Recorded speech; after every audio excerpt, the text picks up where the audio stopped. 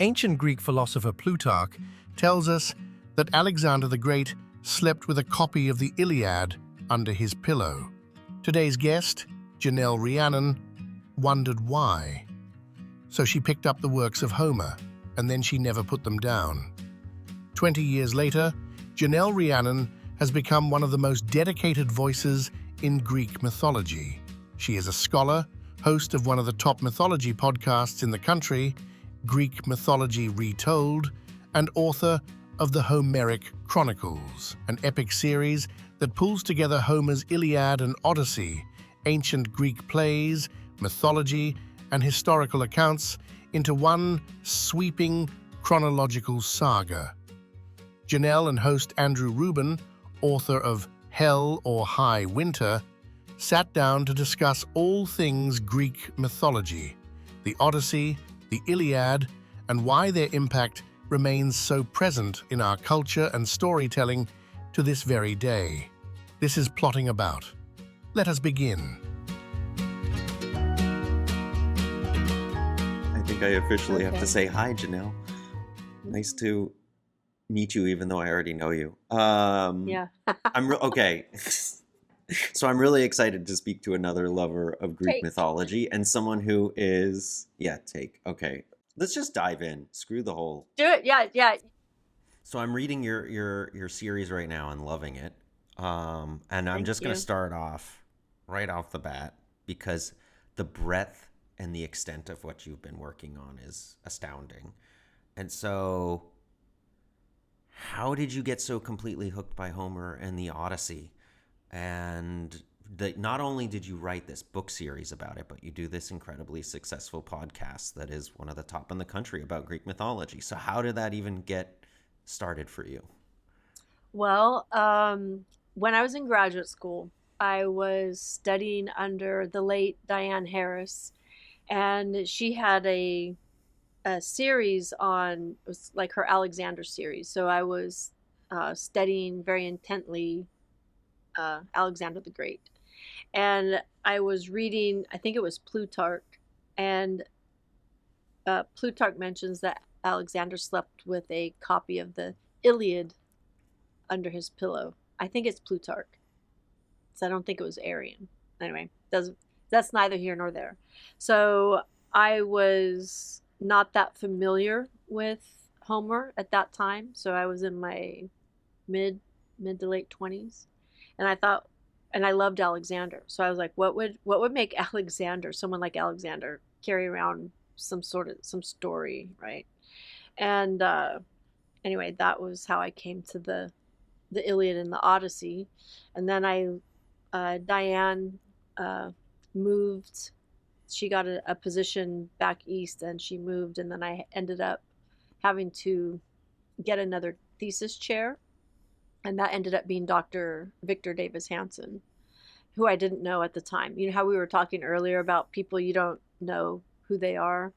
And so I was reading a book called The Western Way of War, and for my thesis on Alexander. And then my late fiance said,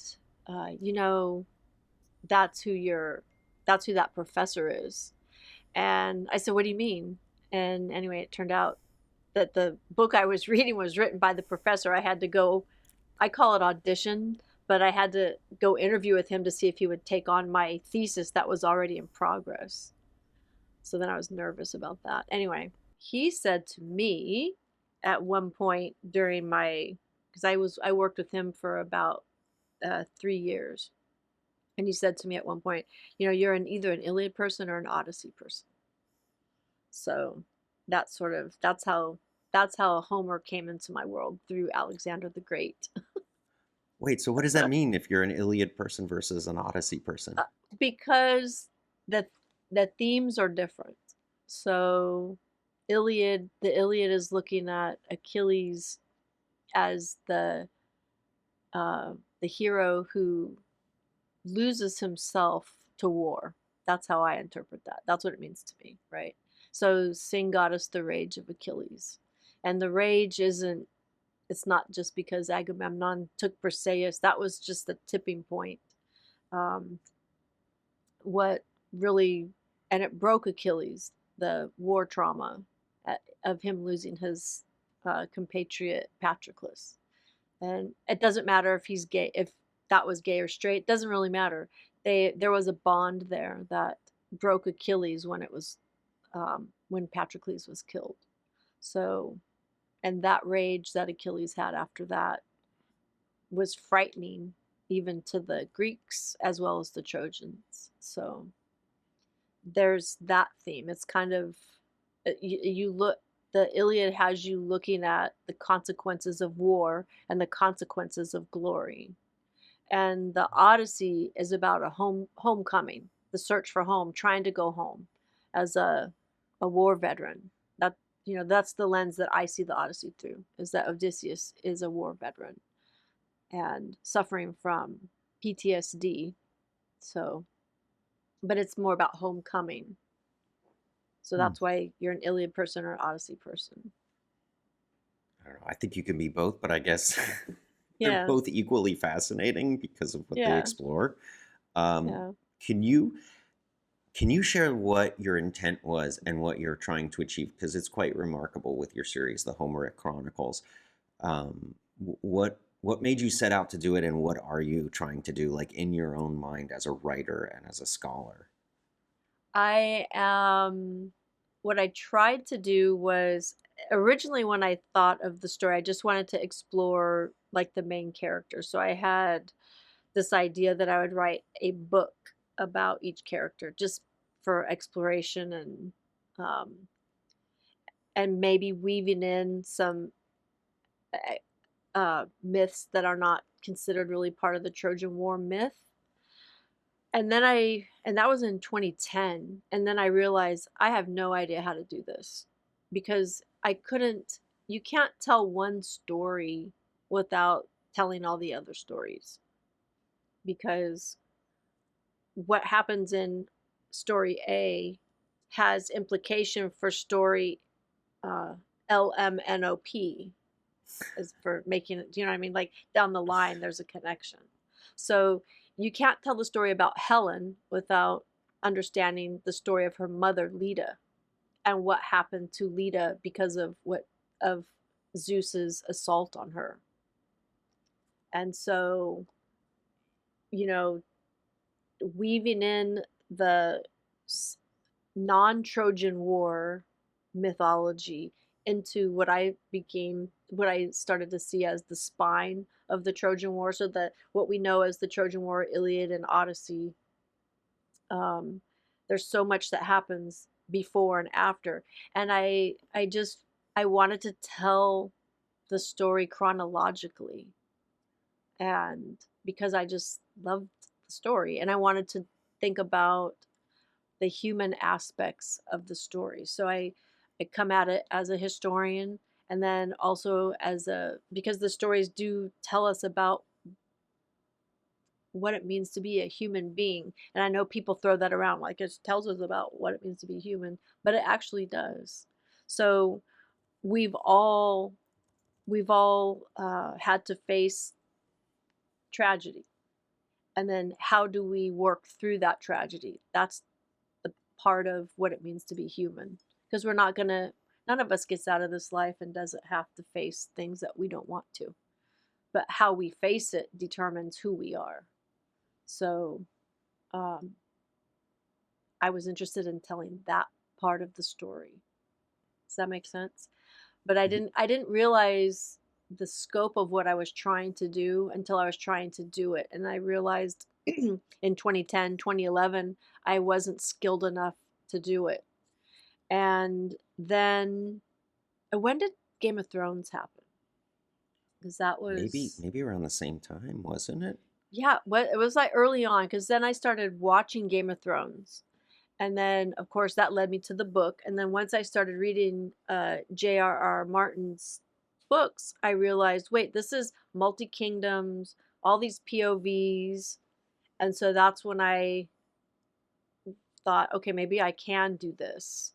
But the research is going to be a lot, and the structure is going to be a lot. So it took me about a year to plan out the initial chronology. and that was including all of the myths, the other little myths. So you have like the golden apple myth, you have, so I have all of it. It's almost like maybe too much. How did you keep track of everything? Was it an entire board that you just kept adding I as you would find I because the had connected pieces I just had kept this going really backwards and up? long kitchen counter. This really long kitchen counter. And I initially wrote the timeline on notebook paper. And so I would have like a year and like things that happened in that year. And then I'd have sticky notes. And it was like it literally took me a year, because then I would research like, well, what was happening? How did this character get here? You know, because there was the prophecy about Paris's going to be the doom of Troy, which led me to things about Cassandra. And then you have the golden apple, and then that led me to, of course, in the mythology, those stories are not concerned with chronology. But I decided early on that I'm going to just take the perspective is all of these characters are real people, so they have to have real uh human constraints. Like you're not going to, you have to be a certain age to parent children, and a certain amount of time has to go by for you to be old enough to do the things that they're going to do. You know what I mean? So there's that human constraint. And then of course I decided also that the gods are real. So um and all of that, putting that into a timeline, some things made sense and some things didn't make sense, because I came here's one of my early dilemmas was, well, how old is Achilles and how old is Helen and how old is Paris? So the story of the golden apple is that um, Eris enters um, the marriage feast and celebration for Peleus and Thetis, and those become Achilles' parents. Well, she throws the golden apple into the wedding feast to the fairest, and then Athena, Aphrodite, and Hera all think that's for them, right? And well, Achilles isn't born yet, so they take the apple to Paris to be the judge of who's the fairest. That mythology is pretty canon. Well, that would mean Paris has to be a grown ass man, because they didn't take it to a little boy. Achilles isn't conceived yet. Now, when you were making these decisions and you were taking all this mythology and running it through your chronological exercise or this task that you gave yourself, was there something that you kind of felt or learned about the people that were bringing these myths to life originally? Because I imagine it gave you a new perspective on the mythology itself, because you're connecting these threads together. And I wonder if you noticed maybe reasons why people had changed the myths, like Leda and the Swan, or these, because you're finding all these inconsistencies when you lay them out. Did it provide any insight? A lot of the myths are going to be like Homer, right? They were oral stories that were told. And it's not like there was one person telling any of these stories. So you have sort of like, it's like having little novellas that are out there. Oh, here's a story about Leda and the Swan. Here's a story, you know, about any of the characters. And they there was no concern about chronology. It was the story, So it's not like they intended to not they weren't concerned about things lining up. You just kind of accepted it, you know. So it's like the we think of the Iliad and the Odyssey, that well, Homer, that's the definitive story about all of these characters that we know that are in the Iliad and the Odyssey. I'll use like Achilles and Odysseus. These are the definitive stories about Achilles and Odysseus. Well, Homer was writing down stories that he heard, and maybe Homer was a group of scribes. Like nobody really knows who Homer was, right? But if Homer was telling oral stories himself, and had the skill set to write it down. He didn't make up the stories. Those stories had been passed down for hundreds of years. They were Trojan War stories, and depending on the region or depending on the bards who were telling them, you're going to have nuances and differences, and we just happen to have Homer's work that's complete. Now, But what I so loved about your telling of it, and I think you really summed it up perfectly. It has a sort of Game of Thrones vibe, that sort of George R.R. Martin shifting perspectives, and there's a sense of inevitability. You sort of get this new take, because we always just see the Trojan War for the battle and, Helen of Troy and the sort of marquee names and Odysseus and Achilles. But there's a sense of feeling the way a scholar might look at World War II, and you look at all the little dots that came together and all the points from all around Europe or the world that led to this inevitability that nobody could see at the time. And I sort of love how you bring that lens to something as famous as the Trojan War. well, that goes back to the human aspect, right? So as human beings, we never come to do certain things without having had prior experiences. And that's what makes it the more tragic. And so, like with Paris, I have him as a bull herder. So a shepherd, a bull herder. He's out on the mountain. He's agricultural. He's not from the big city. He doesn't get raised as a prince. So what does that look like? He was set out to die. We know that in the mythology, he was set out for exposure. Um, Agilus makes the decision not to kill the baby, and then Paris's story, like we have that, and then we have and he makes the judgment of the goddesses. So I'm interested in, well, what is, and then we have like the piece of a story where he's married to Oenone, the wood nymph. Well, what's happening all that time? And it makes it more tragic to see him as a little boy growing up, not really sure about his place. He knows he's been adopted, so to speak, right? But he doesn't know who his real parents are. And that makes it more tragic when he's then, I don't know how far you've read, and it's a spoiler for anybody who hasn't read it, but here we go.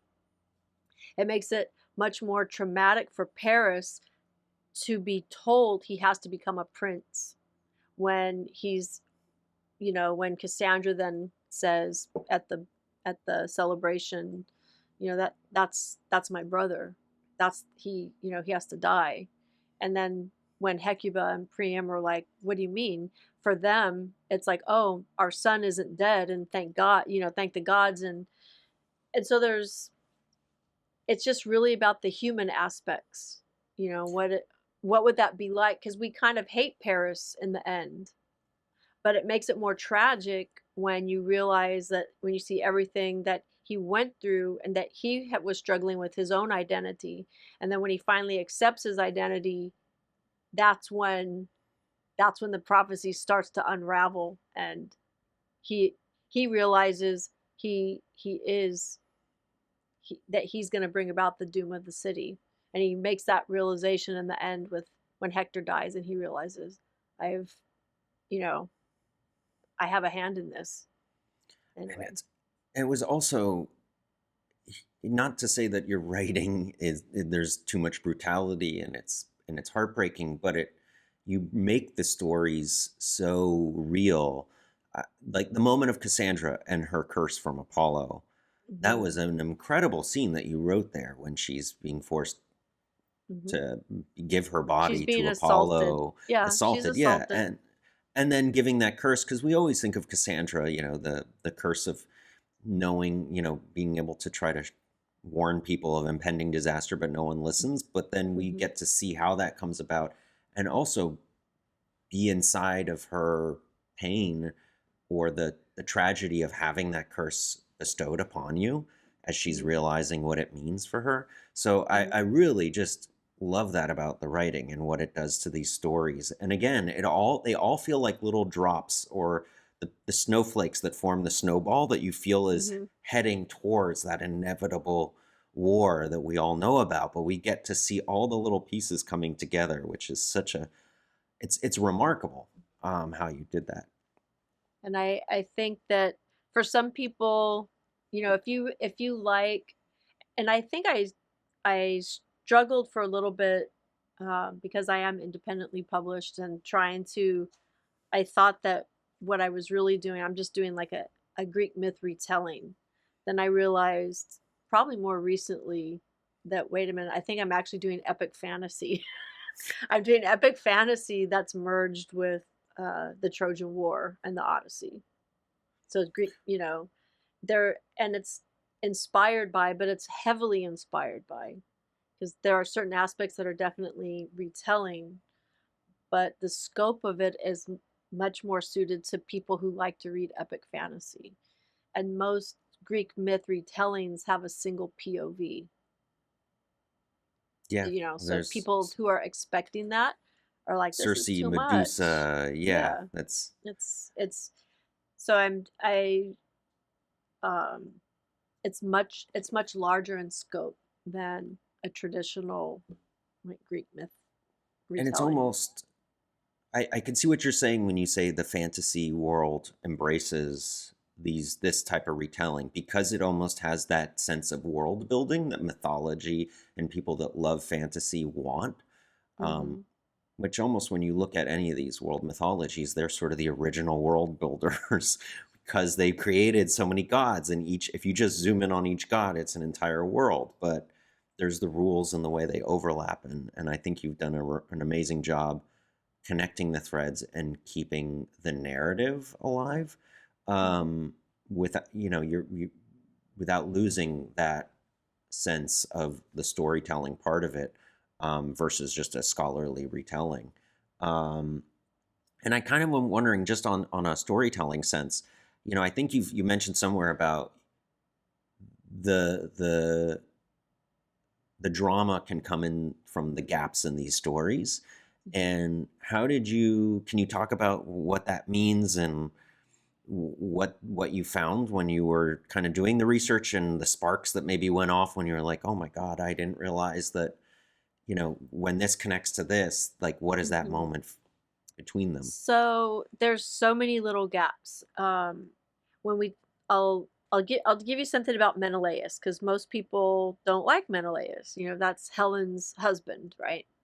So he doesn't have a kingdom, and Helen, and you like, well, how did Menelaus become king of Sparta?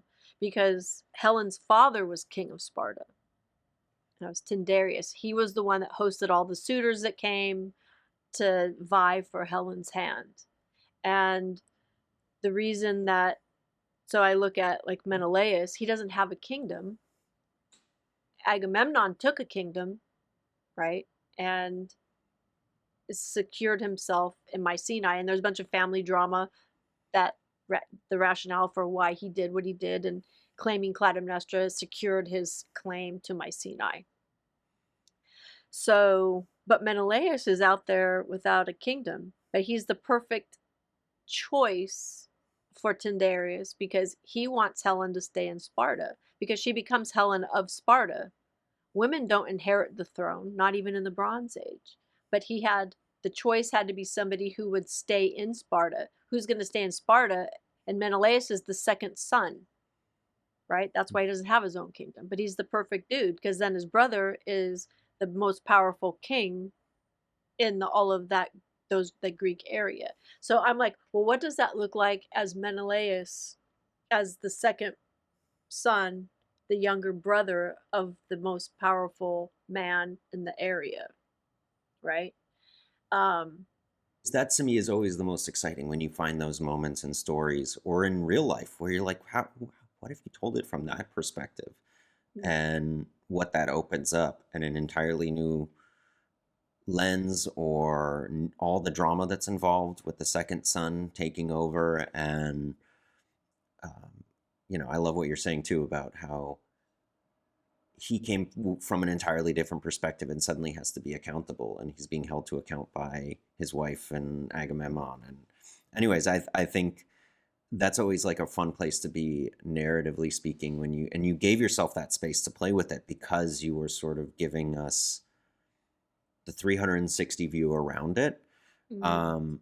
And that was really And fascinating. that's also like how I work in a tidbit of research, without saying that it's research. So I don't know if, and that would be that in that time period, you're going to limit how many mouths you feed in your household, because as the king, right, and queen, king and queen, you're responsible for everybody in your house, all your servants, your slaves, everybody, which means that you don't want procreation happening without your consent, because then you're responsible.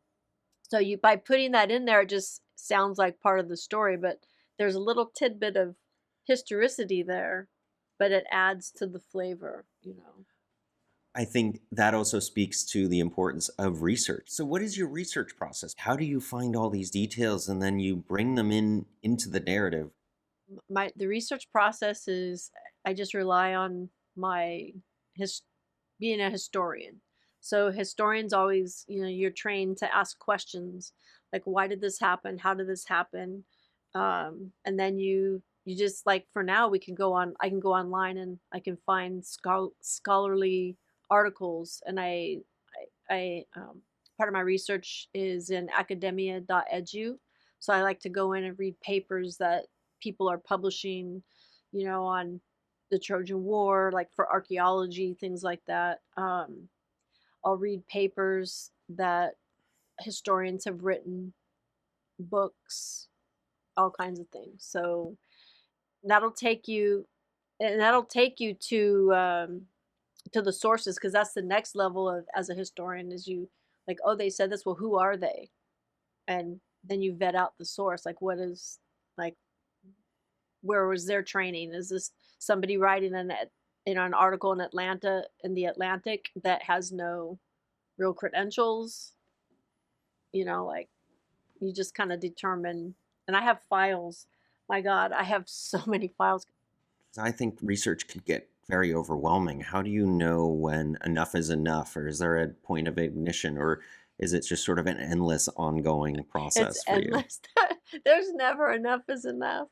Like, Do oh, you, and I'll read something like now, and I'll be like, oh, I wish I knew that 10 years ago. God so damn it. when, and then when you, that's the worst, when you find out and you're like, it's on Yeah. the print, and then you're like, oh no, if only I had seen that Yeah. earlier as I was writing the scene. It would have made that moment so much better. Do Third you, so edition. That how happens. many editions do you have now? Have you so you do Oh, update them? so I do. I'm working on a pass through of the first three books now, because there's just more stuff. And I had more when I first started writing. I had a lot of there's more graphic sex in them, because that was sort of the thing. And I think I wasn't really clear about my genre. I didn't, you know, back in, so I started doing this in 2014. You know what I mean? Um, so I've edited that kind of stuff out. A- And then when you find all this research, do you sort of compile it into secondary documents? Do you have like folders for Yeah, different characters or different myths, and then you like stick the details so yeah, you have like a yeah. running tally? They go, well. Actually, like, I'm looking right now. I have this huge file box. It's like right there, and so I like paper. I'm old school. I like paper, and when I come across research that feels like, oh my God, this would be a great episode, I open up a Google Doc, and I just sort of just brain dump everything I'm thinking about, and I'll title it. And then, so if I open my Google Docs, I got so many podcasts that I'm like, I can't even keep up with myself. The most recent one is, uh, I've been thinking about this one for a while, and this is related to Red Rising that we were talking about earlier, but it's Fatherless Boys. And Wow. Well, that's got to be a big subject and pretty relevant for now. yeah, Just a lot of yeah. discussions about masculinity. Right. And so the focus is Odysseus' son Telemachus, um, Neoptolemus, Achilles' son, and they're both babies when their fathers go to war, and Orestes, who's already a boy when Agamemnon goes to war. So there are three boys whose fathers went to war and left them behind, and then having to grow up for the next 10 years without their father. And then what does that look like? And Orestes ends up killing his mother because she murders Agamemnon when he comes back because of him sacrificing their daughter. So he murders their daughter. Clytemnestra gets revenge for that, and then Orestes avenges his father by killing her. But like, what does that look like? Because she's the one that raised him all this time. What was that? What was like? What kind of turmoil would Orestes have been going through to get to that point? And I just imagine the confusion and the hatred and the self-loathing and the just can you just imagine the ball of his what he was going through? So many conflicting emotions. I, But I'm sorry, I didn't mean to cut you off. No, no, I was just gonna say that's what's so fascinating about the Greek mythology. It's you and what you're doing with it, because there's so many of these stories, and it's told so much of like, and this person killed that person, and then this one did that. But if you kind of stop and examine the emotional impact on the individuals Mm-hmm. within those myths, um, it becomes And very that profound very quickly. yes, and like my Orestes, because I that's book 5 and 6 are sitting over there in these giant binders. They're already written, but it's like and as a writer that first draft is massive, but it's ugly too because there's stuff that's got to get cut out. I haven't done any. I'm just still fine tuning things, so they're super rough. Neoptolemus and Telemachus were babies, so they never knew their fathers, and so that creates that fatherless boy. Like there's a detriment to growing up without a father. And so we have modern psychology informs us about the effects of on children of not having their father specifically, not just your parents, because obviously there's all different lenses that you can view this, but specifically not having the father there. And so me growing up in the military with a father who was always gone, I relate to that, so I can understand. It's an easy lens for me to see. And so when we talk about perspectives, I bring that perspective, and I think that makes me different than other Greek myth retellers because um, I have that background. So I don't come at my stories with a feminist lens, which is kind of really dominates that space, and it's not a negative about that. It's just my lens is different. I come from a military family, so I see the characters through differently. And all the scholarship and all the writing that you've done over all these years, because didn't just start when you wrote the books, it was also all the academic research you did and your thesis and everything. Kind of looking at the totality of all of it and where you're going moving forward, did it change how you view Greek mythology, the Trojan War? Did something for you shift? Did you find a new meaning in it after all this time? Because you're talking about seeing the pattern of fatherless sons, and then Mm-hmm. it people always do really talk about the Trojan War and sort of this perfect example of post-traumatic stress disorder and the effects of war and all that. But in seeing everything and exploring all these lenses and all the threads, how did that impact, um, how did it change at all your view of the mythology, of the Greek mythology canon? Um, well, I feel like um, I don't know if it changed my view as much as that's a good question. Or did maybe there was something deeper I that you came to appreciate from all of it? Well, it was the it's I think that's it. It's the human lens, coming into trying to see what would what would something have felt like? What would it have been like to live through that? And then, you know, the heroism. So the first book, Song of Sacrifice, it's not just Agamemnon sacrificing Iphigenia at the end. It's that war requires sacrifice, and that's where the fatherless boys come in. There's every family is making a sacrifice. Wives are farewelling their husbands. Children are being left behind to be raised without their fathers.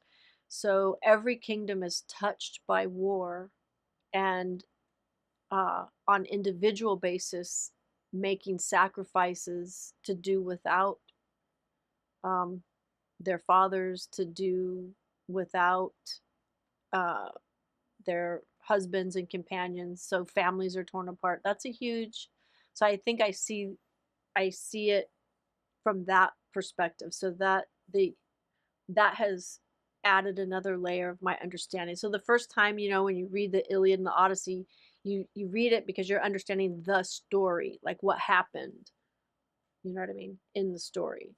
But then every time you pass through the texts again, you add different layers, like an onion, like, oh wow. And there I remember a point when I realized, God, the Iliad is so fucking violent. Like, the spear went through his navel and his intestines poked out the back, and like, teeth are flying in the air, and the spears through the arrows through the eye, and the brain, half the brain fell on the ground, like, just like, it's so violent. And so different every time through, you just pick up different layers and add it to the story. But it come back, I think, circling for me is the human aspect of that. What would it have been like to live through something like that? You have spent so much time in this mythology, and so many people are into writing and retelling myths, myself included. What do you think people get wrong or right, or what do you appreciate that people are doing? Do you enjoy all these retellings? I actually don't read them.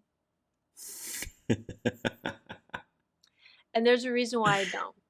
I don't read any retellings that hone in on characters specifically during the Trojan War or the Odyssey, because I want zero influence, because I know that I'm making up things in the gaps and in between the lines. So I don't I don't read them unless, like, the ones I've interviewed some authors. I have read their books because I was interviewing them, but I don't make it a habit to read in that space that much. Like, maybe excerpts here and there, but This I just don't want to be influenced, like reading something, oh wow, they did it like this, or I just don't. Well, so much of Greek mythology keeps winding up in the pop culture. Is there something that you feel like, or what is your sense of how pop culture has interpreted both the Odyssey and Greek mythology? Do you appreciate how it continues to be woven into the fabric of so many stories? Well, I did what, when look at the big movie Troy that came out 2004, so what's that, 22 years ago. um when it first came out, I hated it, and I hated it because they butchered the story. Like, they killed Menelaus. Like, how do you kill Menelaus? Like, that's dumb. He's in the Odyssey. That's who Telemachus goes to have a conversation with. Helen, he takes Helen back to Sparta. Like, that's just dumb. You killed Menelaus. They made Paris younger than, they made him too mousy, in my opinion. Who's and Who Paris played him? Paris Was it? Orlando Bloom. That's what I thought. Okay, I was Yeah. reaching for that I name. thought Eric Bana was well cast as Hector. That was perfect. Uh, but they made Paris too much of a chicken shit. And it's like, I don't. He wasn't. He was a skilled. He was, he was a skilled archer.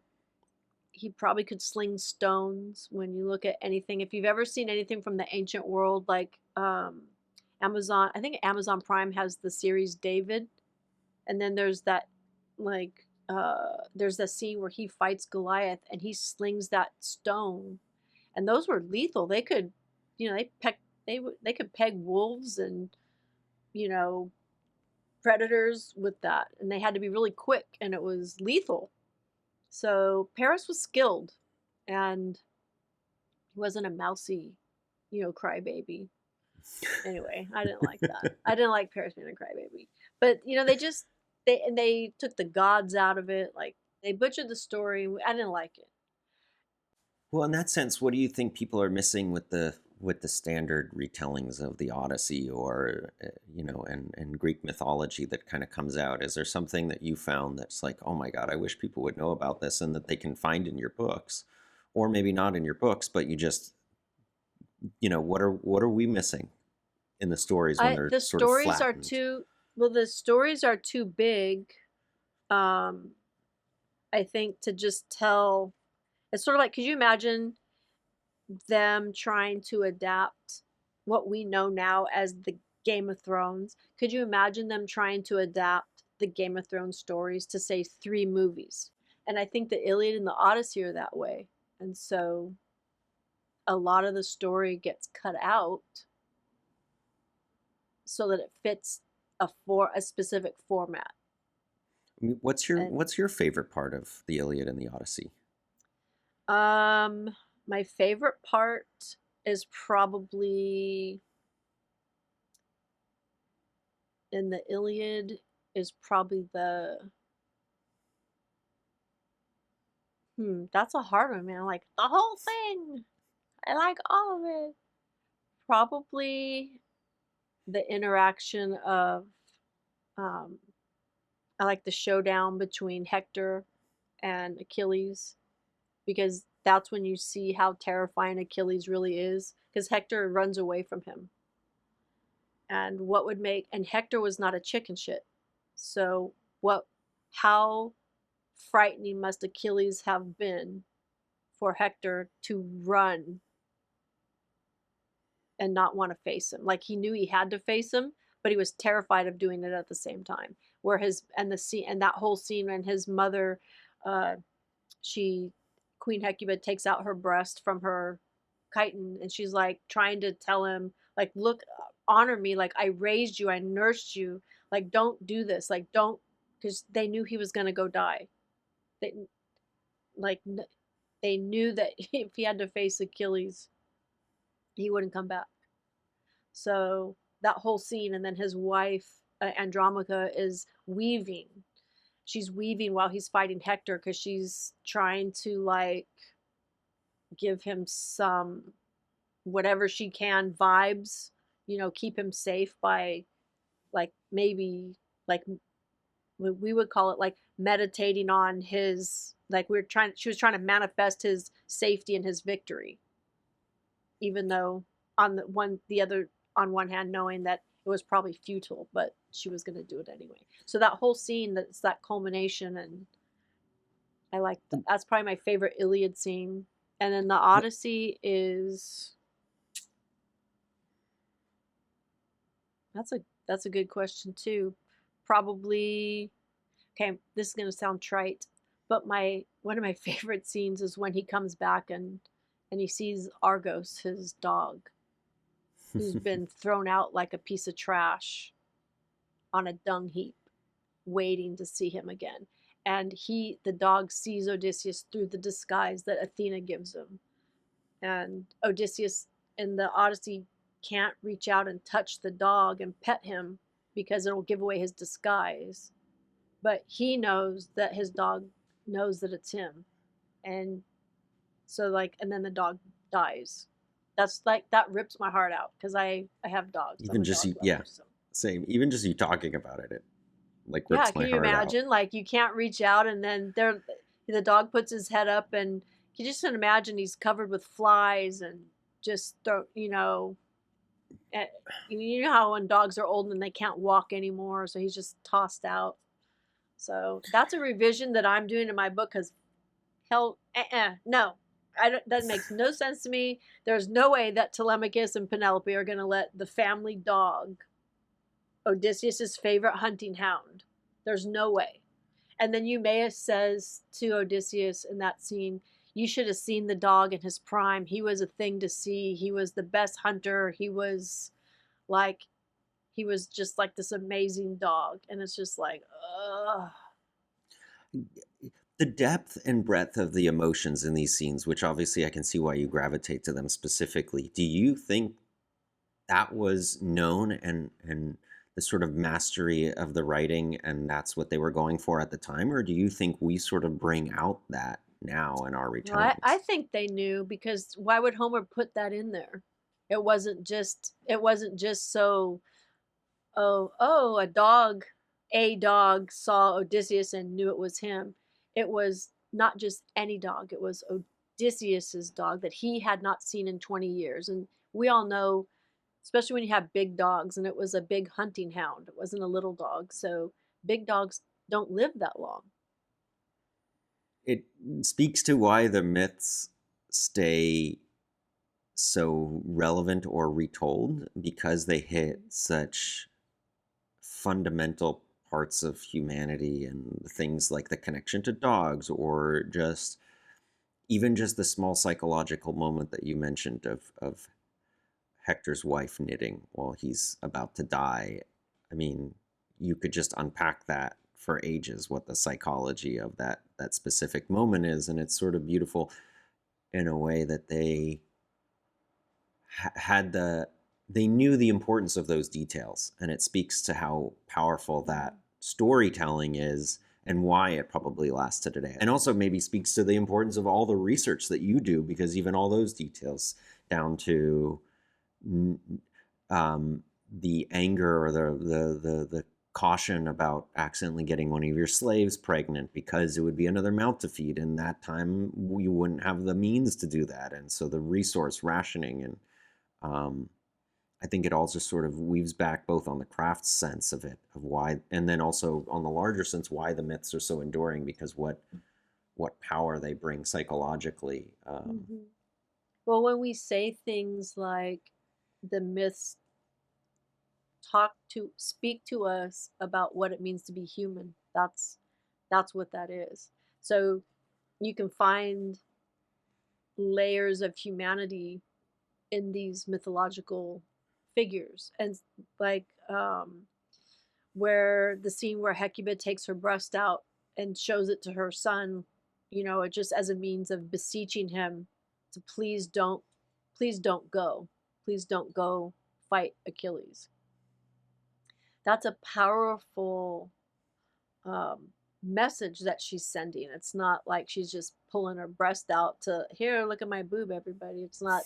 It's like it was symbolic of motherhood and the connection that she had with Hector as her son. And I think every mother could imagine, like, that helpless feeling of your son is your son, your child is going to go face most likely death in the next 30 minutes. Like, what wouldn't you do? What wouldn't you say? What tools do you have to hopefully convince your son not to go? Like, please And don't go. And his father's crying. Priam doesn't want him to go. He's ripping his clothes, and uh, you know, because they know what's going to happen. And Hector even knows what's going to happen. He comes to say goodbye, is what he's really doing. So those, you know, anybody who has had a child go off into the military, and especially if they get deployed into active war, the feeling that you would have as parents of, you want your child to be safe, but also like knowing that the worst could also happen. That's a horrible, like, a grief before you even get word that you should have grief, anticipatory grief, I guess. I That's mean, that's and horrible. I love that this is all the North Star for when you write these myths, because you constantly fold back into the emotional core of every moment of these myths and then bring that forward. And as a writer, I think that's such a powerful thing to always bring it down to that on the ground level, like you're saying, just the anticipatory grief, and then what tools would you have, and the symbolism of that, and the connection Yeah, of it's not just, and so like in my text, and this will speak to I think an earlier question you asked me. So that particular scene, so then I with Hecuba, and I thought, well then I would like a motif of like breastfeeding. So I have different when the mothers there's a so I have a lot of scenes where mothers are breastfeeding their children because I'm showing that, I mean, that is a very natural thing that mothers are doing. And this is a connection point because it is through nursing one's child that you would even have the thought to pull your breast out at at such a moment. Please remember the life that I gave you. Do you know what I I mean? mean, And and so, that's but that people don't always appreciate that. but that's amazing that People you criticize that. They don't like it. And, you know, it's like, everybody's breastfeeding. I've had some, you've you know, actually had as an that author too, you criticism. try not to read your 1 stars, but, you know, I just had sometimes a they're discussion funny. about those 1-star reviews. Sometimes they're funny. She's Well, breastfeeding her child. There's so much breastfeeding. And there'll be like women getting all mad about that. Like, why are you mad about that? We don't need to see breastfeeding and talk about nipples and whatever. Like, okay. But any mother who has breastfed her child will understand, oh, yeah. And I just had somebody talk to me about that. She's like, it made me miss those moments. What did she say? She said, it made me wish, like, that I, you know, could go back and have those moments with my children again, because those are some of the most intimate. connecting, intimate, like, and it's just you and your child. You know what I mean? And Yeah, so, and giving life at the most fundamental level. And yeah. and So as a that's how, craft perspective too, it's a yeah. brilliant thing that you brought that. You went Yeah, but back I and think made it got sure. lost because I should do a podcast on that. I think I probably do have a podcast on that somewhere, like in my my Google files, that I do that. That was a choice I made deliberately, you know. And I have a lot of birth scenes in Song of Sacrifice because it's kind of like Song of Sacrifice is the prequel because it's the pre-Iliad years. It's the or actually the pre-Trojan War era is what I call it, Yeah, I because mean the the book Iliad even is the starts 10th, with the birth of Paris, right? right? And so the Iliad starts in the 10th year of the war. So you have 10 years of siege warfare prior to we get to the Iliad. So what do those 9 years look like? So that becomes the middle two books. That becomes Rise of Princes and Rage of Queens. So you don't get to the fall of Troy till you get to book 4, because I But filled in those 9 years, you know. So actually it's more like 25 years before you get to the final year of the war. ju- just a quick note on the craft perspective, because I love that you did that, because thematically you made the whole book very cohesive for that. It's all about the births before the deaths, and it's Mm-hmm. all about then the choices that lead up to war. And then the idea that you went back and consciously added all these birth scenes and the breastfeeding and all the different things that would, in the same way all of your trajectory is leading to war, it's all leading to making these moments that might seem small, and the mythological, the vastness of these mythologies, but you're giving them all the context Mm-hmm. and the thematic resonance from page one, and you weave that Mm-hmm. all the way through, which is fantastic. And another question I have that this brought up, when you were talking about the 9 years or the 10 years of the siege, was there a character that you found that you loved that people weren't paying attention to? You know, this is gonna sound funny, but like Achilles, because we see Achilles as sort of Brad Pitt, you know, the shining hero the final moments. You know, like Brad Pitt. Achilles wasn't even at the fall of Troy. He was killed before Troy fell. So, and it was actually his son Neoptolemus who was inside the horse with Odysseus and took the city. So, I was really hopeful that Nolan was going to put Neoptolemus as a character, but we'll see. I don't see Did you anybody cast as Neoptolemus because it certainly wasn't Achilles in there. But that's a story that could be cut out, you know, because if you're not intending to go past the Odyssey, then Neoptolemus's character wouldn't really add anything to the story.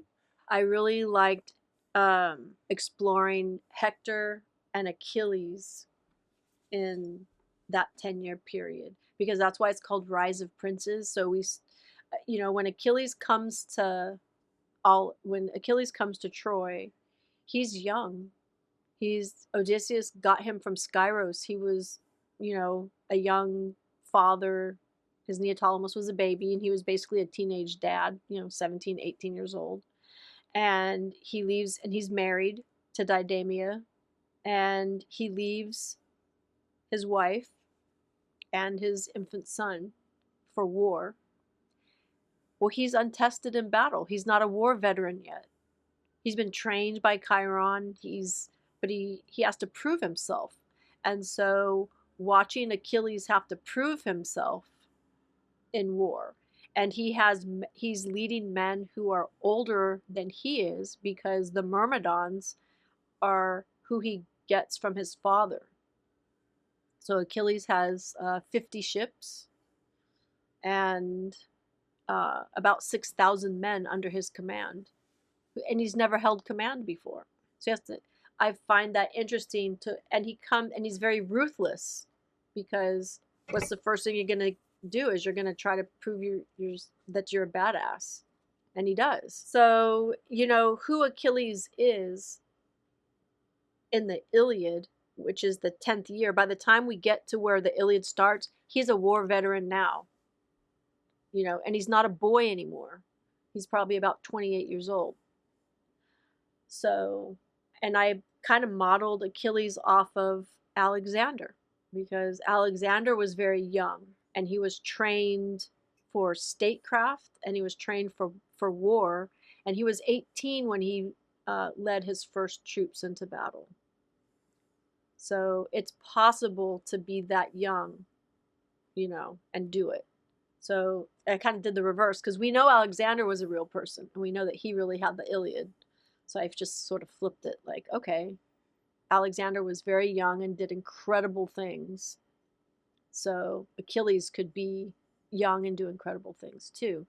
But also, Achilles is kind of a cautionary tale about what happens when you lose yourself to war, because war has consequences. And I think that's a theme that runs through everything. No, you don't do terrible things. You don't experience terrible things, and you don't witness terrible things and not be affected psychologically. do Ask you think that's the any, main takeaway from the Odyssey and the yeah, Iliad? What? both of that. I mean, none of those characters are scarless from the war. So in the Odyssey, Penelope and Telemachus are not without scars of having to live without Odysseus and endure what they have to endure. Like Penelope has to try to keep the kingdom intact. She's making decisions, she's running a household. And then by the time Telemachus grows up and he then starts to step into his manhood, his very life is in jeopardy. And so that's kind of where the Odyssey picks up, as we see, you know, that's a consequence of Odysseus not being there. So there's the familial consequence of war, plus all of the characters who are enduring the war. You know, what do you have to do? Like, you go out and you just killed people. You know, hand-to-hand combat is different from, you know, being a drone pilot in today's military, and you drop a bomb somewhere on a schematic map, but fighting hand-to-hand combat, like what does that do to your soul? What do you do to get through that? How do you compartmentalize that? And I would think you drink a lot. In the ancient world, you drink a lot of wine. You get drunk. I mean, because you got to psychologically sort that out. So why do you think they were telling these stories, and why do you think we tell them? Like, what was the purpose for these myths, to pass them down over so many generations, that Homer, the scholar, or the group of them, the scribes, were able to write them down? It teaches us, it speaks about honor and loyalty and virtue, all of the things that people ask themselves: who am I? What is my purpose? And then you read these stories and you see characters working that out. I think we're still searching. I think we're always going to look for meaning, and that's why, like, you're an author too. So you know, when you're trying to develop a character and you're trying to give and decide, because you're deciding what is my character's motivation, you know, you touch on some sort of a thread. And especially, I think, if you're telling stories about characters that already have a built-in canon, you know, looking at, like, why do we keep talking about Achilles, and why do we keep talking about Odysseus? And we also talk about the women too, because in the story about war, you have quite a few women who get a voice, even though it's not a lot of lines, but it's but you know, we get Andromache's voice, we get Hecuba's voice, we get Briseis's voice. And in the Odyssey, we have Penelope's voice, we have Nausicaa's voice, we have Circe's voice, we have Calypso's voice. We have Euryclea's voice, and then we also have Anticlea. So there's when the feminist storytellers say that, you know, the women who haven't had a voice, like, they did have a voice. And the fact that in a society that was very patriarchal, right, that these women's perspectives were included tells us that they were valued. So I guess the last question I had, do you think there's any questions from the Iliad or the Odyssey, or from Greek mythology in general, that you're still trying to answer?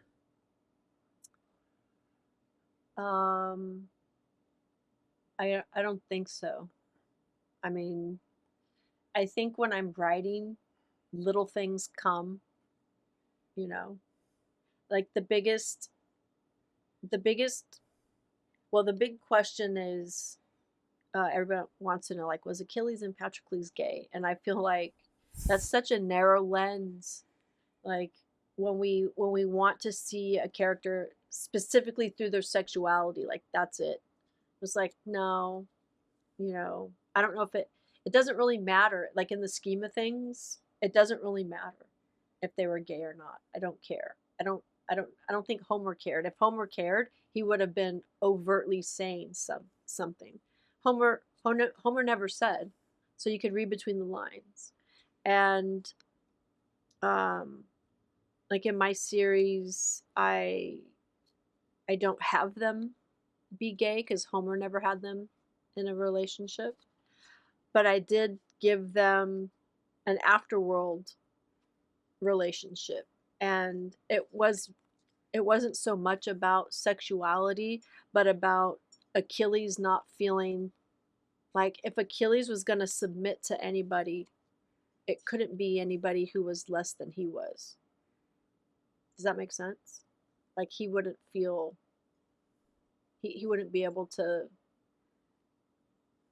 allow himself to be vulnerable with just anybody because of what he was carrying inside of himself. Does that make sense? Yeah, and then in the afterlife, it didn't matter anymore. The motivations were yeah, not. he didn't. Yeah, he didn't need to be guarded any longer. Right. That exactly. And so I think that it was very, like, I'm reading right now a book called The Sacred Band of Thebes. It's called, the book is called The Sacred Band. And I think that it the ancient world has a much, and we're talking about the Bronze Age. We're not talking about classic Athens, which, you know, that's several hundred years later, and that's a whole other conversation. But in the Bronze Age, like, would it have been unusual or unheard of for men to have turned to other men for some kind of a comfort? And I would say no. I think that would probably be very natural, but not because they were running around trying to label themselves, you know, but because war brings grief and um, a need for some kind of consolation and human connection that isn't killing, if that makes any sense. So if somebody puts their arms around you and, you know, you have an intimate encounter, that it sort of gives you a way to reground yourself in your humanity. Well, But to I label think, that as in strictly sexual terms, I think narrows it too much. And I think in our modern world, we want to label stuff, you know. well, I think that kind of summarizes it perfectly for the whole conversation too that we just had, because that's what the power you bring to these myths, that you are capturing the full scope of it, but always through the most human way possible. And that's what I've loved about your writing so far. Thank you. And I think that's kind of amazing, because you don't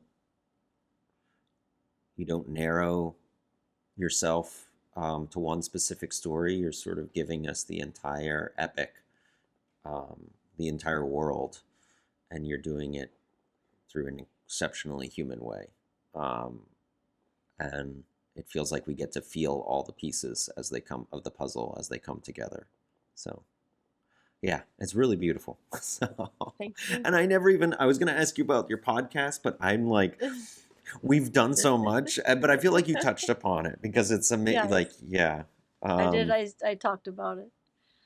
Yeah. I Yeah, feel well, like I feel like I call myself a matriarchist because at this point in my life, at my age, as being a grandmother and a mother of grown kids, um, you know, it's a much bigger world.